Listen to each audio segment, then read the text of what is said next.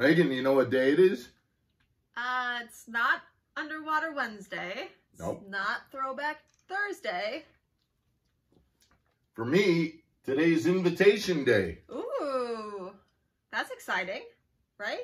It is exciting, yeah. Okay. Invitation Day. I got my invitation to the Major League Fishing Invitationals.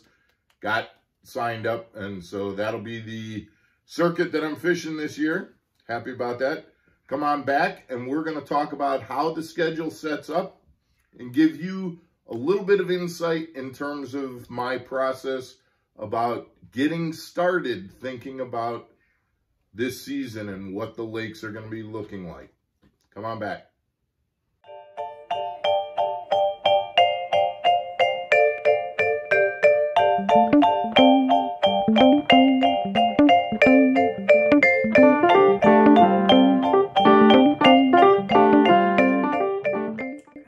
Welcome back to Mark Fisher Outdoors, everybody. I'm Mark Fisher. I'm Megan Fuller. So we're going to talk a little bit about the Major League Fishing Invitational schedule today and how it sets up. Before we get into that, guys, just like to remind you and ask you, please subscribe to the channel if you haven't done so already. We know there's a lot of people who are watching our channel and our material, but they haven't hit that subscribe button yet. And we're kind of making a commitment to you. We have put out 60 videos so far. We have. So we're kind of making the commitment here. We're here. We're going to keep doing this. We're asking for that little bit of a commitment on your part. Doesn't cost you anything. Hit that subscribe button. We're trying to grow the community. And as you can probably tell, I'm kind of working through a cough. You're getting my illness. So doesn't matter. We're sick, rain, shine, doesn't matter. We're putting them out there for you. So hit the subscribe button, guys. We're there for you. You be there for us. All right, let's get into this. And Megan, this really does relate to a question that Tim Schneider asked several weeks ago in terms of how do you prepare for your tournaments? And this is pretty much the first step. Looking at the schedule and just getting kind of a general layout in terms of what do I think it's going to be. We're still several months away. I got tournaments that are coming up in June. I have no idea how it's going to, but I can kind of predict just based on time of year and the body of water what my initial guesses are going to be. But it's good. Like, if people want to know how you prepare for a tournament, literally we're starting at like day one. This is day one. And we'll kind of show you guys throughout the season how a tournament season goes. And how I prepare and what my mental approach is. So the first step is looking at the schedule and kind of getting my first guess about this event is I'm thinking it's probably going to go this way. As it gets closer, I'll start doing more research to find out, oh, wow, they had a late spring or high water or this or that, and that might change my views, but this is my initial guess on each of these bodies of water. Okay. So let's dive in. Tournament number one, back to Sam Rayburn in the beginning of February. And so because this is the second time that I've been to Sam Rayburn in the beginning of February, I'm thinking that it's going to be a spawn or pre-spawn kind of an event. Means you are looking for fish either in those pre-spawn kind of areas, points, channel swings, things like that. Or if I'm lucky, the time that I had my top 30 finish, those fish were spawning and I really keyed in on spawning bass and went to town on those fish. So you can bet I will be hoping that those fish have moved up shallow already. All right, so let's get to tournament number two. Yep. Tournament number two. This is a lake, I'm looking here, West Point Lake in LaGrange, Georgia, March 1st. Never been to West Point Lake. Don't know a whole lot about it, so this is going to be interesting. When I say don't know a whole lot about it, I've already probably spent 3 hours watching YouTube videos. Really? On 100%, watching videos about West Point Lake in March. I could care less how to catch fish on West Point Lake in the summer, so I skipped all of those, watched the ones with guys fishing in the spring. And what I can tell you, Megan, here's the things that I know out of my 3 hours of research so far. Probably going to be pre-spawn. March 1st, they aren't going to be up on the bank yet unless something really drastic happens with the weather. So that means a lot of pre-spawn kind of places, points, things like that. I know that the lake has some big fish, but it's also one of those lakes where it's a 12-inch size limit. So catching a limit, I'm not too worried about catching a limit. I think that it's going to take 15 pounds or better to make a check.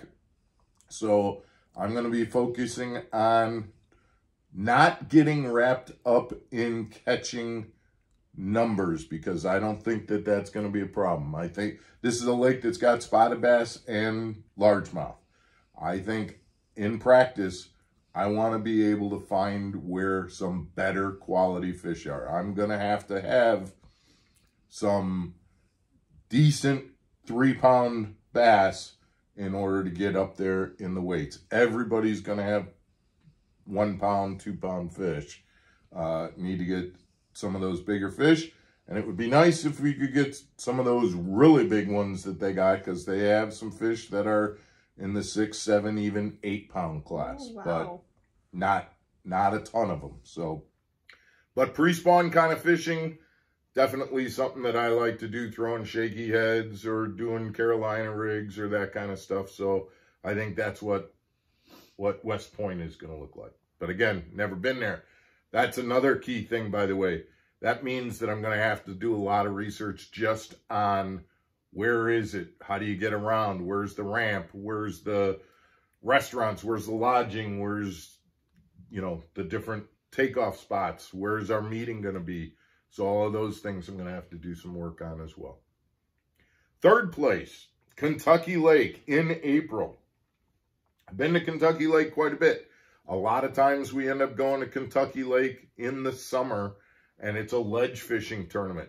This is one of the few times I've ever been to Kentucky Lake for a tournament that has been in April. April is going to be right around spawn time for Kentucky Lake, which I think is good for me in 2 ways. Number one, there's been a huge carp infestation at Kentucky Lake. That means that fishing out on the main lake with the carp, you're using forward-facing sonar and you're just seeing tons of fish, but they all end up being carp. It has really messed up that deep water. And I'm not saying it won't have an impact on the shallow water bite either, but I'm looking forward to fishing Kentucky Lake, getting in the backs of the coves, maybe even going to Barkley, fishing buckbrush and things like that, fishing shallow on Kentucky Lake. I said there were 2 reasons about Kentucky Lake. Years ago, Kentucky Lake was a destination, before I ever fished tournaments, it was a destination that my brother and I used to go on fishing trips. He and I would go out and just camp and spend a week fishing on Kentucky Lake. And we would fish right around April in that shallow water time. Oh, okay. So I'm looking forward to getting back to Kentucky Lake and fishing maybe some culprit red shad worms on Kentucky Lake. Well, that's a 30-year-old bait. We'll see if that comes back to play. Lake number 4, Lake Eufaula in Alabama. Now, I would love to be going back to Lake Eufaula in Oklahoma. That's where I cashed the check last year. Okay. And had a blast on Lake Eufaula. But unfortunately, this year we're going back to Lake Eufaula in Alabama. But it's also the site of me turning in my best finish, a 5th place finish as a co-angler on Lake Eufaula. Okay. Lake Eufaula is known for its brush piles. We are going back in May. There can be some fish deep. Here's the thing that I know about Lake Eufaula. In May, you can find some fish up shallow, but they've already, that first wave of spawners and those big females have probably already spawned and are starting to move deep.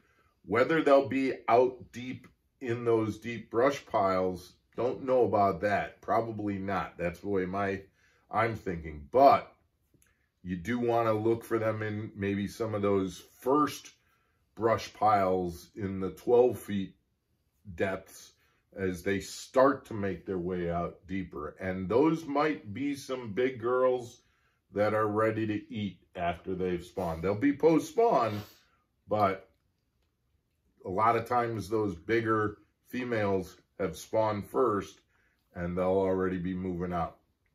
Eufaula is going to be gotta wait to get there, but my God, there's going to be 20 rods on my deck because this could be anything from topwater baits to fishing deeper to fishing the bank. So we'll see how Lake Eufaula goes. Right now in my head, be prepared for anything on Eufaula.